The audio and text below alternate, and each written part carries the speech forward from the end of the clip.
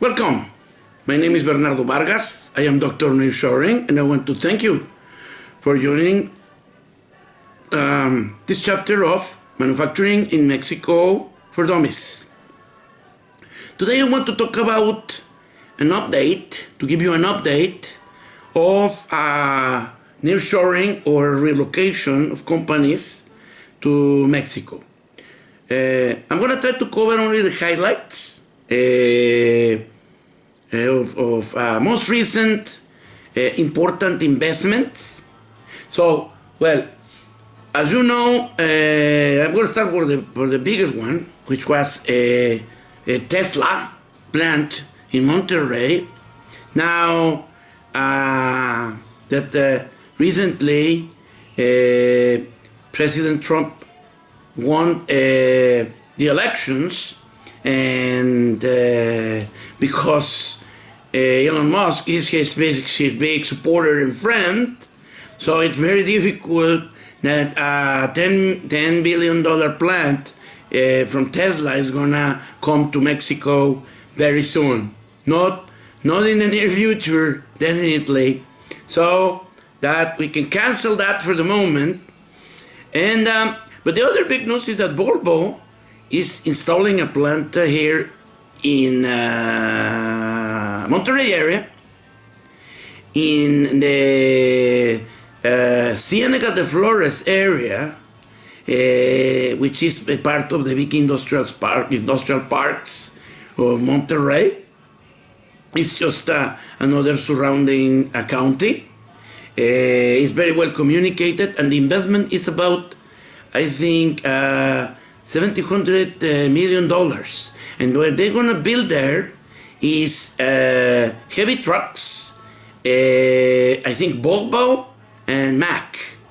And I think is that going to be for the export, mainly for the local and export. There's another two plants, I think are international plants, very big. They have been installed in El Carmen.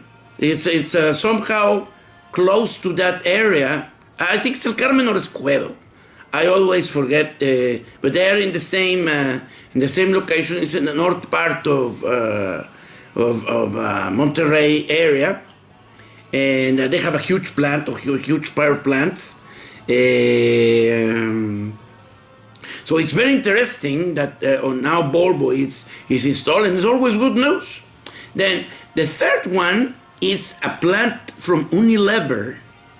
And the Volvo plant I think it's gonna start in 2000. It's gonna start delivering the first units in 2026. Then there's another big investment from Unilever.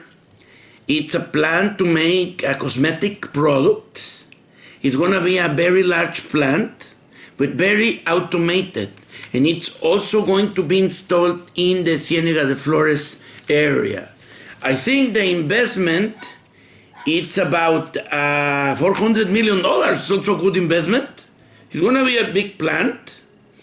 I think it's gonna be able to employ 1,200 employees. So those are good investments for the city and for the region. And I hope we can continue here in the area with the same pace. Now, the last I have, which I think it's the three most important in this area, Northeast, is Siemens.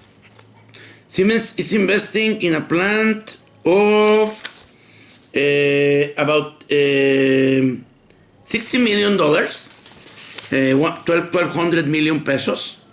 And this, I think this plant is to make obviously electric products, and it was inaugurated already in August 14. This 2024. But this is also very good because these are other 450 new jobs. So I think it's great. And the last one that I have, it's a big investment in Querétaro. It was announced about, I think, 2 months ago. It's a $5 billion investment from Amazon in a new host. How they call it? In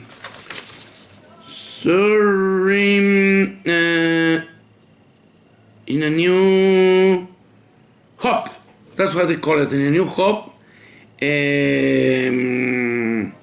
I think it's mainly focused in supporting data center activities for Amazon. I assume they're gonna have also big warehouse as well.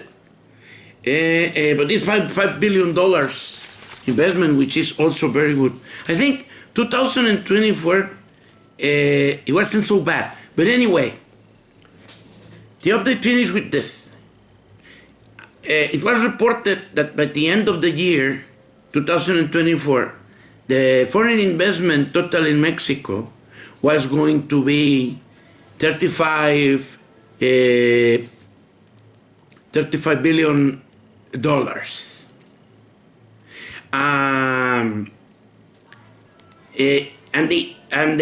But that's reinvestment, most of it. So they said probably 10% of that investment will be, 30%, 10% out of the, not more than 10% out of the $35 billion will be real new investment. You see what I'm saying? This new investment it may be considered nearshoring, but it could be only a relocation. Nothing that has to do with the policy of nearshoring. But anyway, in the end, it's only $3.5 billion. And the amount of investment that I presented to you here is, well, probably a little bit above 10%. But I am not sure if Amazon investment could be considered nearshoring. What I'm trying to say is with such a low, such a low use of the opportunity of the nearshoring, Mexico is letting go completely the opportunity. One, because of their own policies. In other words, we are shooting our own foot, doing the worst decisions possible to attract foreign investment. So instead, giving investors a confidence, we are increasing risk. That's one thing. It's very important to consider. There's always ways to avoid risk. But if I have other places that I don't have to spend in reducing risk, and I'm getting more or less the same benefits, like south of Texas, which we have heard, now 3 or 4 companies that were considering to come to Nuevo León, or Tamaulipas, I think, they are now going to be installed in Texas, in south of Texas. So that's food for thought. I hope you can get this information and evaluate and try to compare with other data that you may get from news. But this is more or less how the things are going on. Oh, recently there is, I think there is another investment that it was mentioned, notified, NVIDIA. The contract manufacturer of NVIDIA is going to install integrated circuit, and I think cards, electronic cards, factory in Jalisco. And I think that also could be around, if I'm not mistaken, $1,000 million or $3 billion. I think it's a figure in that range. So that's also good news. That's also good news. Now, let's wait to see what happens starting next year with Trump and these new regulations that have been implemented recently, changes to the constitution in Mexico. I've already talked about in the past 2 chapters. Please take a look at those so you'll be you have more information about what is this all about and possible risks. All right. I'm going to try to be giving an update perhaps every month, if not every 2 weeks, with the most recent and important information about nearshoring in Mexico. Thank you very much. My name is Bernardo Vargas. I am Dr. Nearshoring. And I thank you very much for joining me one more of my programs. And I hope I can have you here very soon. Thank you again. Bye.